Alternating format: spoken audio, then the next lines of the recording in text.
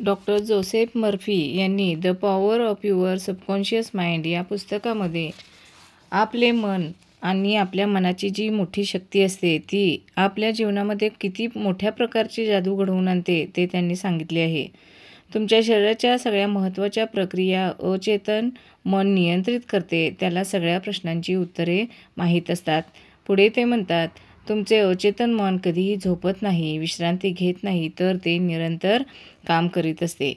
आपल्याला आपल्या अचेतन मनाच्या चमत्कार घडवून आणणाऱ्या शक्तीचा जर शोध घ्यायचा असेल तर झोपी जाण्यापूर्वी तुमच्या अचेतन मनाला एवढेच सांगा की गोष्ट तुम्हाला तडीस न्यायची आहे.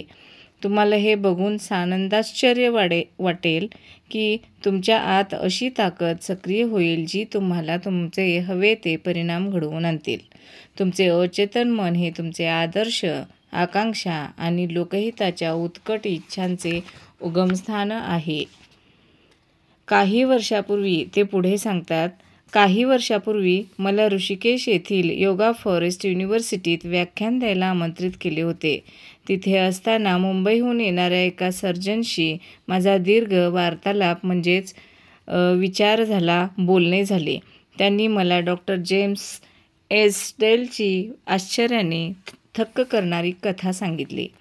ती अशी: डॉक्टर एस्डेल एक स्कॉटिश सर्जन होते ज्यांनी 1840च्या दशकात बंगालमध्ये काम केले होते. ही तेव्हाची गोष्ट आहे जेव्हा रोग्यांना बेशुद्ध करण्यासाठी अद्याप इथर किंवा इतर आधुनिक भूल देणाऱ्या रासायनिक द्रव्यांचा वापर सुरू झाला नव्हता.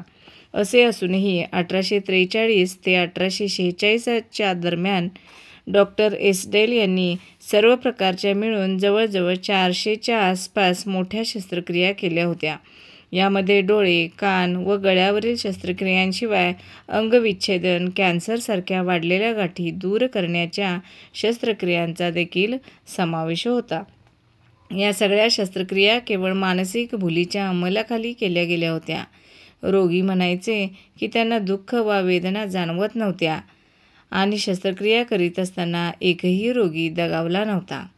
डॉक्टर एस्डेलच्या रोग्यांचा शस्त्रक्रियेनंतरचा मृत्यूदर देखील अतिशय कमी होता.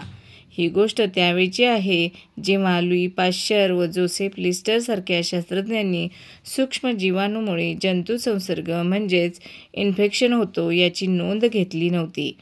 तसेच हेही कोणाला माहीत नव्हते की शस्त्रक्रियेनंतरचा जीवाणूंचा असा संसर्ग हा शस्त्रक्रियेच्या वेळी हानिकारक जीवाणूमुळे व उकळून निर्जंतुक न केलेल्या शस्त्रक्रियेच्या उपकरणामुळे होऊ शकतो. असे असूनही जेव्हा डॉक्टर एस्डेल त्यांच्या रोग्यांना संमोहित करून सूचना द्यायचे की शस्त्रक्रियेनंतर त्यांना कोणत्याही जीवाणूंची लागण होणार नाही किंवा त्यांची जखम चिघळणार नाही, तेव्हा त्यांचे अचेतन मन त्या सूचनेला प्रतिसाद द्यायचे. शस्त्रक्रियेनंतर होऊ शकणाऱ्या जीवघेण्या इन्फेक्शनविरुद्ध लढायला सज्ज व्हायचे. या गोष्टीचा थोडा विचार करा.